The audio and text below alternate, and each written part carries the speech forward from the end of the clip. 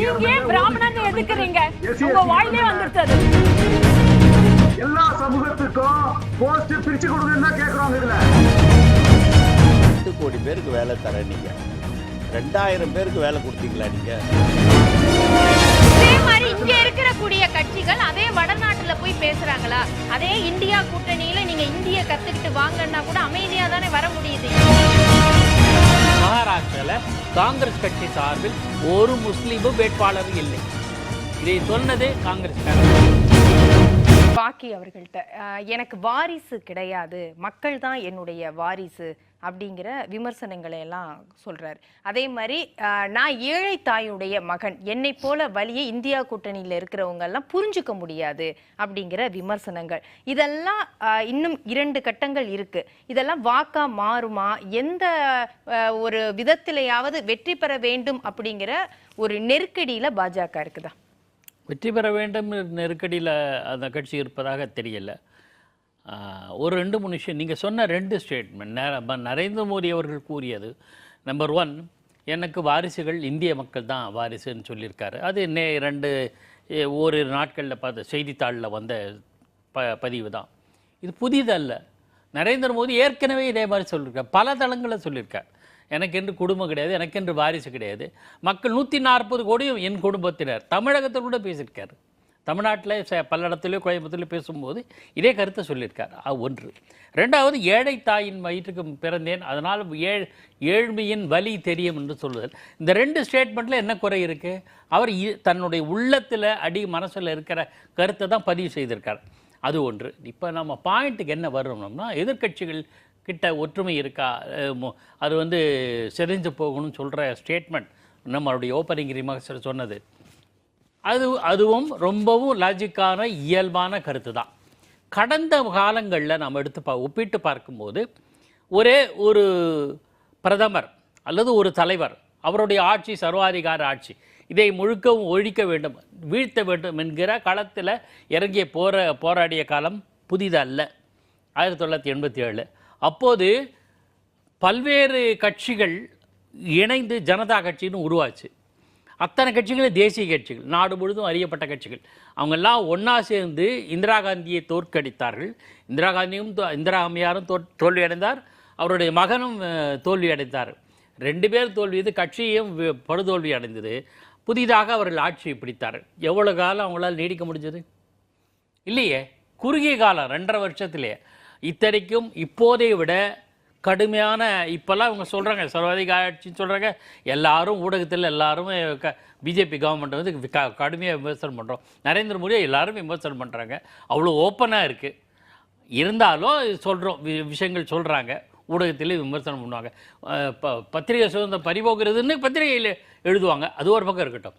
இது எல்லாத்தையும் விட மோசமான சூழலில் இருந்த அந்த இந்திரா காந்தி அம்மையார் தோற்கடித்து வந்த அதே கட்சியால் நிலை பெற முடியவில்லை. இதே தேர்தலுக்கு பிறகு. ஆனால் நான் தேர்தலுக்கு முன்பே இதே நிலை தான் இந்தியா கூட்டணியில் இருக்குது. எப்படின்னு கேட்குறீங்களா? நான் ஒன்று சொல்கிறேன், மரியாதைக்கு இந்த இந்தியா கூட்டணியில் இடம்பெற்ற கட்சிகள்லாம் எடுத்துக்கங்களேன்.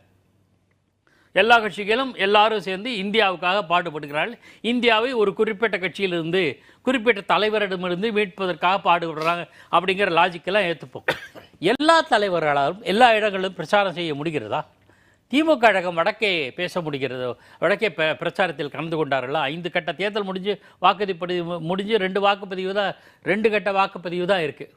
சரி, கேரளத்தில் அவ்வளோ தூரம் போக வேணாம், பக்கத்தில் ஒரு 500 கிலோமீட்டர் தாண்டி கேரளத்துக்கு போய் வயநாட்டில் நம்முடைய மாண்புமிகும் முதலமைச்சரும் திமுக தலைவருமான மு.க. ஸ்டாலின் அவர்கள் யாருக்கு ஓட்டு கேட்பார்? சிம்பிள் கொஸ்டின் தான், வேற ஒன்றும் எனக்கு அறியாமையினாலே கேட்குறேன். வயநாட்டில் போய் அவர் யாருக்கு கேட்பார்? இது ஒரே நிமிஷம், இந்த இடத்துல மட்டும் கிருஷ்ணமூர்த்தி அவர்கள் யாருக்கு போய் அவர் ஓட்டு கேட்பார்? அங்கேயே ராகுலும் பாஜகவும் ஒன்றுன்னு கம்யூனிஸ்ட் சொல்கிறாங்க. அப்போ இவர் போய் என்ன பிரச்சாரம் பண்ணுவாருன்னு கேட்குறாரு சுருக்கமாக. அதாவதுங்க, வெளியில் எல்லா இடத்துலையும் கம்யூனிஸ்டும் நாங்களும் கூட்டணியில் இருக்கோம். அங்கே நாங்கள் கூட்டணியில் இல்லை. அங்கே வயநாடில் ராகுல் காந்தியை எதிர்த்து நிற்கிது கம்யூனிஸ்ட்டு, பிஜேபியே நிற்கிது. அந்த இடங்களில் போய் பிரச்சாரம் பண்ணணும்னு அவசியம் இல்லை. இது வந்து மரியாதைக்குரிய மூத்த பத்திரிகையாளர் அவர் இந்த கருத்தை பதிவு செய்தது சரியான கருத்து தானா என்பதை அவருடைய முடிவுக்கே விட்டு விடுறேன். இல்ல முரண்பாடா இருக்கு இல்ல முரண்பாடு இல்லைங்க. டி ராஜா வந்து நெல்லூரில் வந்து நான் நெல்லூருக்கு போயிருந்தேன். எங்கள் வேட்பாளர் ராஜுன்றவருக்கு ஆதரவாக பேசுகிறார், காங்கிரஸ் வேட்பாளர். ஆனால் அதே டி ராஜா அங்கே போய் தன் மனைவிக்காக பிரச்சாரம் பண்ணார். அவருடைய இயக்கம் அது. ஆனா இதுதான் சார், இதுதான் முரண்பாடுன்னு. முரண்பாடு ஆனி ராஜா என்ன சொல்றாங்க, வயநாடு மக்களுக்கு ராகுல் பதில் சொல்ல வேண்டும். அவர் எப்படி ரேபரேலியில போய் நிக்கலாம்? அப்ப இங்க இருக்கக்கூடிய இல்ல இத முடிஞ்சோன அவர் அங்க முடிவு எடுக்கறாரு. அப்ப வயநாடு அப்படி இல்ல, அதுனா அவங்க கேக்குறாங்க. இல்ல அவங்க அந்த அம்மா கேக்குறாங்க, அந்த அம்மா கேக்குறாங்க, ஆனி ராஜா கேக்குறாங்க.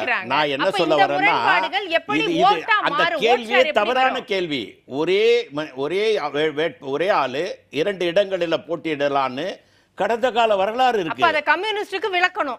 சரி வரேன், பாக்கி வரேன். என்னோட கேள்வி அது என்ன, நான் சொன்ன வந்து 77 சம்பவத்தை சுட்டி காட்டிய நோக்கம் என்னன்னா, தேர்தலுக்கு முன்பு ஒன்றாக இணைந்தார்கள், தேர்தல் நடந்து முடிந்து வெற்றி பெற்ற பிறகு ஒரே கட்சியாக உருவானது. ஜனதா கட்சி வந்து தேர்தல் ஆட்சி அமைச்ச மொரார்ஜி தேசாய் ஆட்சி அமைந்த பிறகுதான் உருவானது. அந்த கட்சி கூட நிலை பெறவில்லை. ஆனால் தேர்தலுக்கு முன்பே முரண்பாடுகள் இருக்கே, எப்படி வெற்றி பெறுவார்கள் தான் என்னோட கேள்வி.